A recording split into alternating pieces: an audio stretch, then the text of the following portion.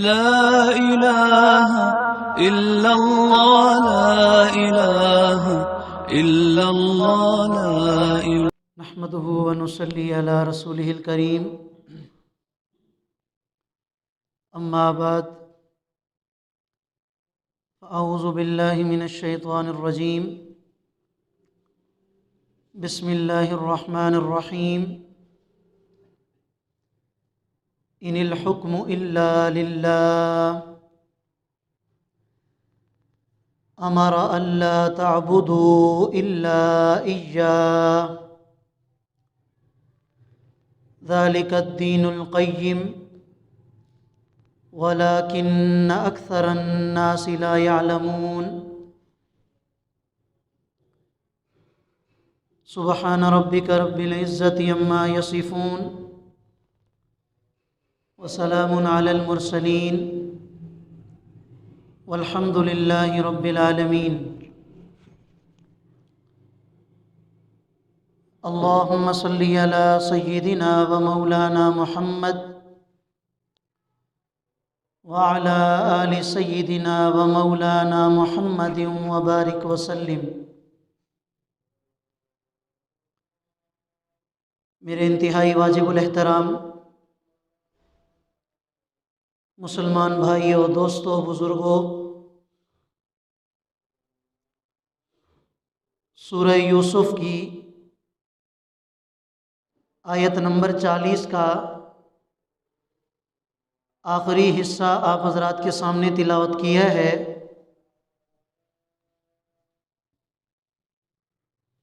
اس آیت کریمہ میں اللہ رب العالمین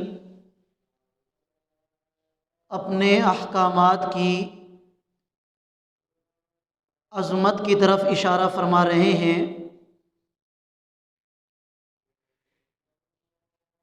اس بات میں کوئی شک و شبہ کی گنجائش نہیں کہ رب العالمین نے ہم سب انسانوں کو دنیا میں بھیج کر بے شمار احسانات سے ہمیں نوازا ہے، بے شمار انعامات سے ہمیں نوازا ہے، جن میں سب سے بڑا احسان اور سب سے بڑا انعام وہ اللہ تعالیٰ کی طرف سے عطا کردہ یہ زندگی ہے۔ اور اس زندگی کے عطا کرنے کا مقصد اللہ رب العالمین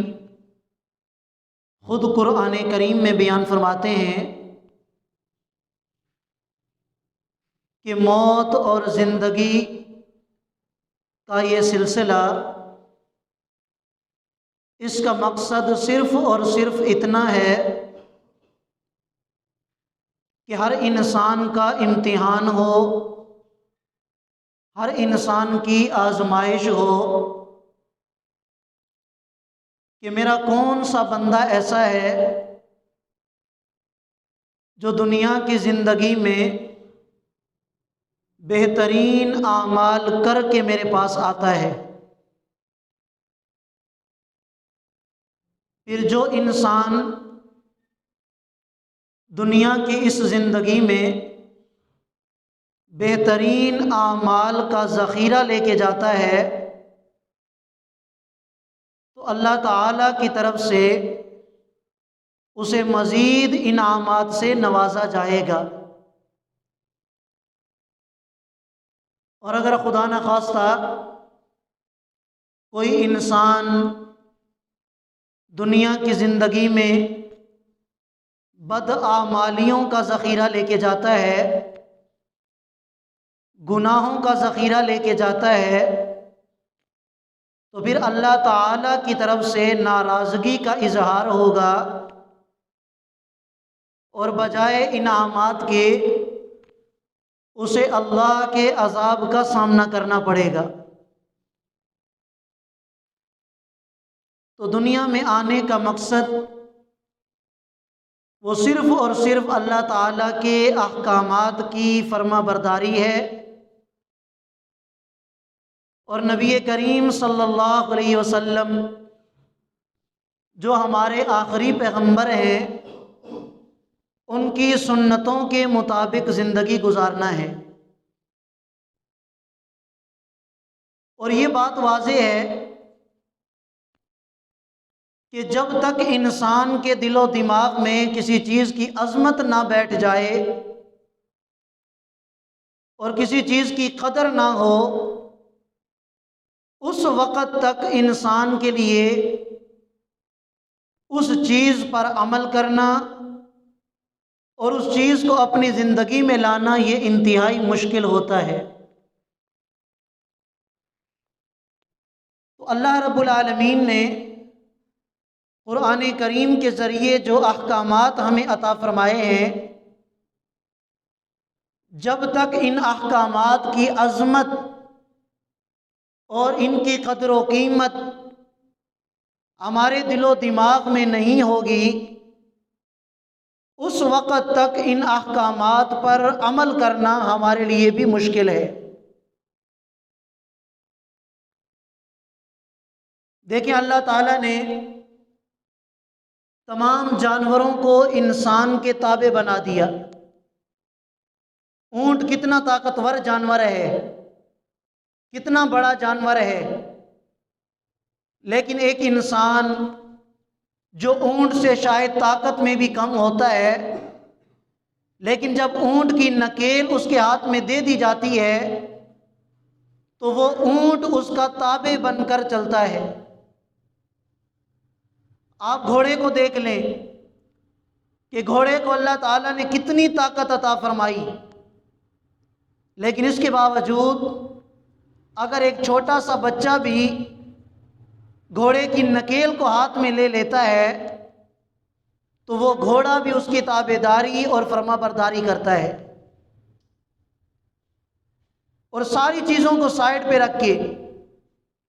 جانوروں میں ایسا جانور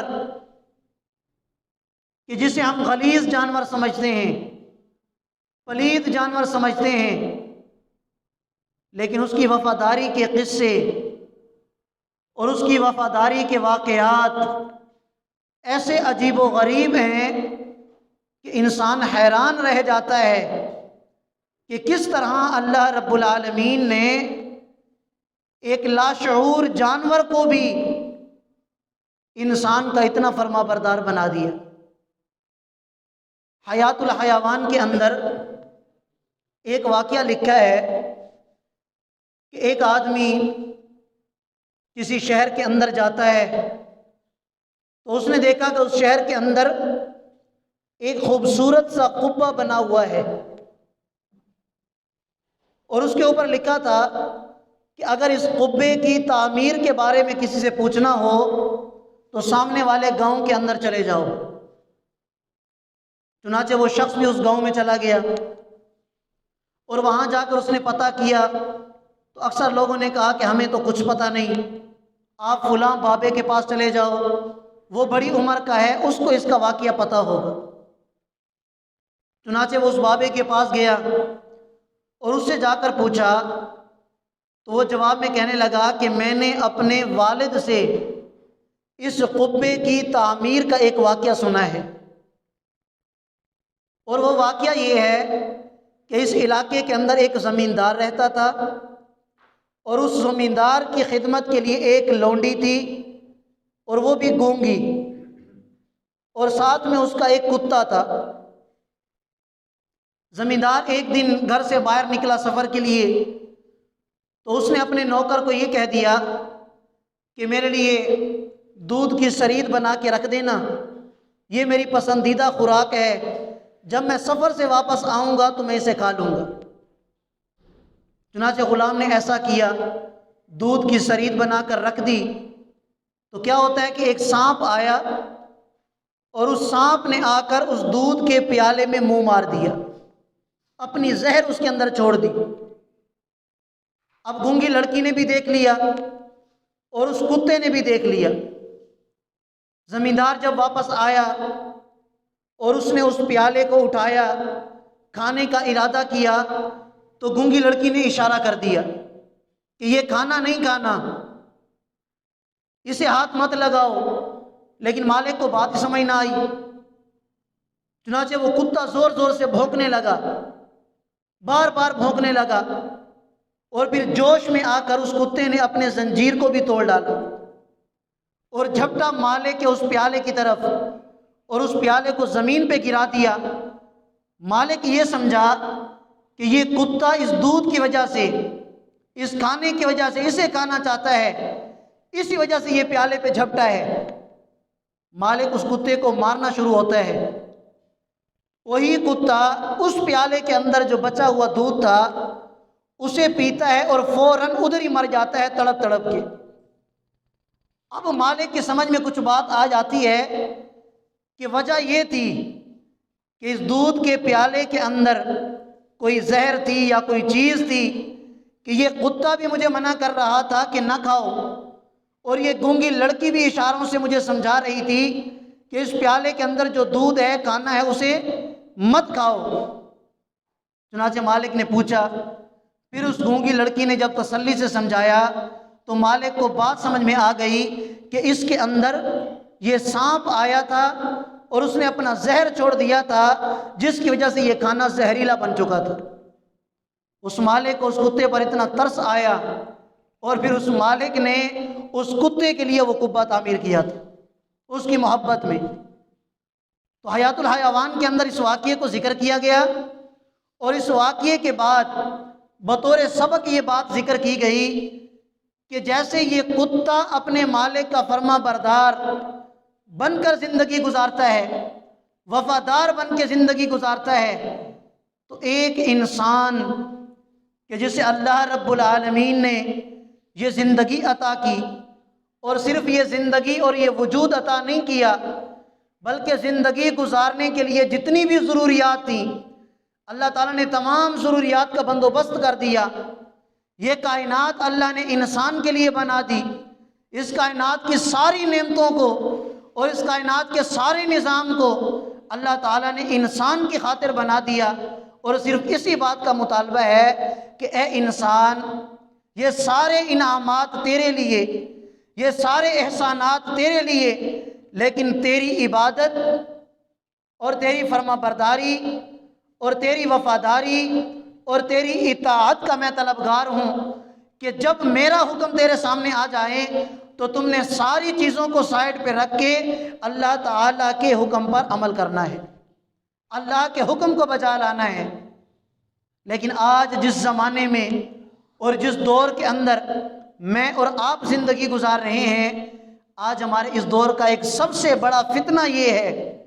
اور سب سے بڑا فساد یہ ہے کہ آج اللہ تعالیٰ کے احکامات کی قدر و قیمت اور اللہ تعالیٰ کے احکامات کی عظمت میرے اور آپ کے دلوں سے نکل چکی ہے، اس لیے کہ جس چیز کی قدر اور عظمت دل کے اندر ہوتی ہے انسان کبھی اس کو چھوڑتا نہیں ہے۔ سلطان محمود غزنوی رحمۃ اللہ علیہ بہت بڑے نیک بادشاہ گزرے ہیں، تو ان کا ایک غلام تھا ایاز، بڑے مشہور اور بہترین واقعات ہیں اس ایاز کے اور اسی موضوع پر کہ کس طرح اس کے دل میں اپنے مالک کے احکامات کی عظمت تھی اور کتنی وہ اپنے مالک کی قدر کیا کرتا تھا۔ چنانچہ حاسدین بھی موجود تھے۔ ایاز چونکہ غریب تھا لیکن بادشاہ نے اس کے مخلص ہونے کی وجہ سے اسے اپنا مقرب بنا لیا تھا، اپنا قریبی بنا لیا تھا۔ اب باقی جو وزراء تھے وہ یہ سمجھتے تھے کہ ہم امیر بھی ہیں، مالدار بھی ہیں، لیکن بادشاہ ہمیں اپنا مقرب نہیں بناتا، اور یہ غریب آدمی، دیہاتی آدمی، اس کو بادشاہ نے اپنا مقرب بنا لیا۔ تو وہ اس چیز میں رہتے تھے، ٹو میں لگے رہتے تھے کہ کسی نہ کسی طرح ہمیں کوئی بات ملے ایاز کے بارے میں، ہم بادشاہ کو جا کے بتائیں اور بادشاہ اسے اپنے آپ سے دور کر دے۔ چنانچہ ایک دن سارے وہ ذرا اکٹھے ہوئے اور انہوں نے بادشاہ سے کہا کہ وجہ کیا ہے، آپ نے ایاز کو اتنا قرب عطا کر دیا اپنا اور ہمیں اتنا قرب عطا نہیں کیا، وجہ کیا ہے؟ تو بادشاہ نے فرمایا کہ میں ایک دن تمہیں اس کا جواب ضرور دوں گا۔ چنانچہ ایک وقت آیا کہ بادشاہ نے ساروں کو اکٹھا کیا اور ایک کھانے کے لیے کڑوا پھل منگوایا، اور اس کڑوے پھل کی ڈالیاں بنا کر اپنے سارے وزراء کو بھی ایک ایک دی اور ایاز کو بھی دے دی۔ اب جیسے ہی وزراء کے ہاتھ میں اس کی ایک ایک ڈلی آئی تو جو وزیر بھی اس کو اپنے منہ سے لگاتا، وہ تو کڑوا تھا، فوراً تھو تھو کر کے اس کو پھینک دیتا کہ نہیں، ہم سے تو یہ نہیں کہا جاتی، یہ تو بڑا کڑوا ہے۔ لیکن جب ایاز کی طرف دیکھا تو ایاز اسی کڑوے پھل کو بڑے مزے لے لے کر کھا رہا ہے۔ بادشاہ نے حیران ہو کر پوچھا کہ ایاز، کیا تمہارے پاس یہ جو پھل ہے یہ کڑوا ہے یا میٹھا؟ کہنے لگا حضرت ہے تو کڑوا۔ تو فرمایا کہ بڑے مزے لے کر کھا رہے ہو، باقی وزراء نے تو اسے پھینک دیا تھو کر کے، اور تم بڑے مزے لے لے کر کھا رہے ہو۔ تو کہنے لگا بادشاہ سلامت، میرے ذہن میں صرف اتنی بات آئی ہے کہ میرے مالک نے، میرے بادشاہ نے پوری زندگی میرا اتنا خیال کیا اور پوری زندگی اتنی میٹھی میٹھی نعمتیں مجھے عطا کی، آج اگر ان کی طرف سے ایک کڑوی چیز کھانے کو مل گئی ہے تو اس کو بھی بسم اللہ پڑھ کے اور دل کے ساتھ اس کو بھی کھا لینا چاہیے، تھو تھو کر کے پھینکنے کے بجائے۔ اسی وجہ سے میں مزے لے لے کر کھا رہا تھا۔ تو بادشاہ نے جب ایاز کا یہ جواب سنا تو وہ ذرا کو مخاطب کر کے کہا، یہی وجہ ہے کہ ایاز میرا اتنے قریب ہے اور یہی وجہ ہے کہ تم لوگ اتنے دور ہو۔ مولانا روم رحمۃ اللہ علیہ اس واقعے کو ذکر فرما کر ارشاد فرماتے ہیں کہ ہائے کاش اللہ رب العالمین جو ہمارے مالک ہیں، جو ہمارے خالق ہیں، جو ہمارے رازق ہیں، ہم اس بات کا اقرار صبح و شام کرتے ہیں کہ یا اللہ آپ کے انعامات بہت زیادہ ہیں، آپ کے احسانات بہت زیادہ ہیں، یا اللہ ہم بہت عاجز، آپ بڑے عظمت والے ہیں، لیکن اس کے باوجود اللہ تعالیٰ کی طرف سے کوئی تکلیف آ جاتی ہے، کوئی آزمائش آ جاتی ہے، بجائے اس پر صبر کرنے کے ہم گلے شکوے لے کے بیٹھ جاتے ہیں، معاذ اللہ گلے کرنے لگ جاتے ہیں، اللہ تعالیٰ پر باتیں کرنا شروع کر دیتے ہیں، صبر کا دامن چھوڑ دیتے ہیں۔ تو اگر ایاز کی طرح کہ جس ایاز نے اپنے مالک کی فرما برداری میں کڑوی چیز کو بھی کھانا پسند کر لیا اور اس پر صبر کیا، اس وجہ سے کہ میرے مالک نے پوری زندگی احسانات کیے اور بڑے بڑے انعامات دیے، آج اگر انسان اور بالخصوص مسلمان جو اپنے آپ کو اللہ کا بندہ کہتا ہے، اللہ پر ایمان رکھتا ہے، اگر اللہ تعالیٰ کے احکامات کی عظمت اپنے دل و دماغ میں بٹھا کر اللہ تعالیٰ کی فرما برداری میں لگ جائے، اللہ تعالیٰ ان انعامات کو دگنا چگنا کر کے اللہ تعالیٰ مزید ارشاد فرمائیں گے۔ اور اسی ایاز کے بارے میں آتا ہے کہ اس نے اپنی ایک الماری بنا رکھی تھی اور اس الماری کے اندر اس نے کچھ سامان رکھا تھا، اس کو تالا لگا کے رکھا تھا اور کسی کو یہ ہاتھ نہیں لگانے دیتا تھا، اور روزانہ جا کر اس الماری کی یہ زیارت کیا کرتا تھا۔ وہ ذرا نے دیکھا کہ یہ ضرور اس الماری کے اندر اس نے بادشاہ کا کوئی خزانہ چھپا کے رکھا ہے، یہ روزانہ جا کے دیکھتا ہے، ہمیں بھی نہیں دکھاتا، کسی کو ہاتھ بھی نہیں لگانے دیتا۔ تو وہ ذرا نے بادشاہ کو شکایت کی، تو بادشاہ نے ایاز کو بلایا اور کہا کہ ایاز یہ وہ ذرا سچ کہتے ہیں؟ کہا کہ جی بادشاہ سلامت، کہتے تو سچ ہیں۔ کیا تم نے کوئی الماری بنا رکھی ہے؟ جی بنا رکھی ہے۔ اس کو تالا لگا رکھا ہے؟ جی لگا رکھا ہے۔ کسی اور کو دیکھنے نہیں دیتے؟ کہا کہ نہیں دیکھنے دیتا۔ اور تم روزانہ اس کی زیارت کرتے ہو؟ کہا کہ ہاں میں روزانہ اس کو جا کے دیکھتا ہوں۔ تو بادشاہ نے کہا کہ چابی مجھے دو، تو ایاز نے اس کی چابی دے دی۔ ایک اور وزیر کو بھیجا کہ جاؤ الماری کے اندر جو کچھ رکھا ہے وہ میرے پاس لے کے آؤ۔ چنانچہ وہ وزیر گیا اور اس نے الماری کا تالا کھولا اور اس الماری میں سے جو سامان تھا وہ سامان لے کر بادشاہ کے دربار میں لایا۔ اب اس الماری میں کیا سامان تھا؟ ایک پرانا جوتا، ایک پرانا تہبند اور ایک پرانا کرتا۔ بادشاہ نے پوچھا کہ کچھ اور نہیں تھا؟ کہا کہ نہیں جی اور تو کچھ بھی نہیں تھا، یہی 3 چیزیں مجھے ملی ہیں۔ تو بادشاہ نے حیرانگی کے ساتھ ایاز کی طرف دیکھا کہ ایاز یہ بھی کوئی چھپانے کی چیز ہے؟ پرانا جوتا، پرانا کرتا، پرانا لباس، یہ بھی کوئی چھپانے کی چیز ہے؟ کہا کہ بادشاہ سلامت ان چیزوں کی میرے ہاں بڑی قدر و قیمت ہے۔ کہا کہ کیا وجہ ہے؟ کہا کہ وجہ صرف اتنی ہے کہ میں جب پہلے دن آپ کے دربار میں آیا تھا تو اس وقت یہی پرانا جوتا میرے پاؤں کے اندر تھا، اور یہی پرانا کرتا اور یہ پرانا تہبند میرے جسم کے اوپر تھا۔ میں نے اس کو سنبھال کے رکھ لیا اور روزانہ جا کر اس کی زیارت کرتا ہوں تاکہ مجھے اپنی اوقات یاد رہے۔ آج اگر میرے پاؤں کے اندر اچھے سے اچھا جوتا ہے اور آج اگر میرے جسم کے اوپر اچھا لباس ہے تو کہیں میں گمراہ نہ ہو جاؤں، آپ کا نافرمان نہ بن جاؤں۔ صرف اسی نیت سے روزانہ جا کے دیکھتا ہوں، ایاز تیری تو اوقات یہ تھی، اسی بادشاہ کی وجہ سے آج تو دنیا کے اندر ایک مقام رکھتا ہے۔ مولانا روم رحمۃ اللہ علیہ فرماتے ہیں کہ ہائے کاش انسان بھی اپنی اوقات کو یاد رکھ کر اپنی پوری زندگی بسر کرتا۔ اگر انسان کو اپنی اوقات یاد ہو کہ میں تو پانی کا ایک گندا نطفہ تھا، ایسے نطفہ تھا کہ اگر وہ نطفہ انسان کے کپڑوں پہ لگ جائے تو نماز جیسی عظیم عبادت وہ ادا نہیں کر سکتا۔ جب تک اس نطفے کو اور اس قطرے کو وہ دھو نہ لے اس وقت تک اس کا جسم پاک نہیں ہوتا، اس کے کپڑے پاک نہیں ہوتے۔ آج جب انسان کو اللہ تعالیٰ نے خوبصورت صورت عطا کر دی،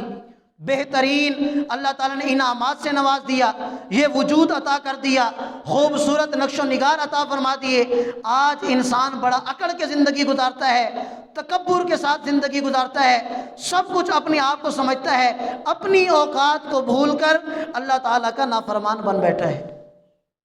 تبھی تو اللہ تعالیٰ قرآن میں انسان کو مخاطب کر کے ارشاد فرماتے ہیں، یا ایھا الانسان ما غرک بربک الکریم، اے انسان تمہیں اپنے کریم رب سے کس چیز نے جدا کر کے رکھ دیا؟ وہ کون سی ایسی چیز ہے، وہ کون سا ایسا جادو ہے کہ جو تیرے اوپر چل گیا اور تو نے اپنے کریم رب کو چھوڑ دیا؟ اس کریم رب کے اتنے بڑے بڑے احسانات تو نے بھلا دیے، اپنی اوقات کو تو بھلا بیٹھا، تیرا تو کوئی وجود ہی نہیں تھا، اسی رب نے تجھے وجود عطا کیا اور اس دنیا کی زندگی میں آ کر تو نے اسی رب کو بھلا دیا، اسی رب کا تو نافرمان بن بیٹھا۔ تو مولانا روم رحمۃ اللہ علیہ نے سبق کے طور پر یہ ارشاد فرمایا کہ اگر